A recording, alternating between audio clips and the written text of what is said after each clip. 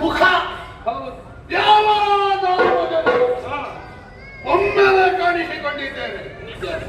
ಮೇಲಿನಿಂದ ಬಿದ್ದೇನೆ, ಕೆಳಗಿನಿಂದ ಎದ್ದೇನೆ ಗೊತ್ತಿಲ್ಲ.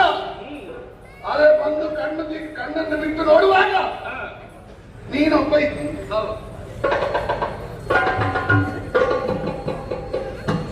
ಪಕ್ಕದಲ್ಲಿ ಯಾರು ಕಾಣಲಿಲ್ಲ. ನಿನಗೆ ಉದಾಸೀನ ಹಾಕುವುದಕ್ಕೆ ನನ್ನನ್ನು ಸೃಷ್ಟಿ ಮಾಡಿದ್ದ.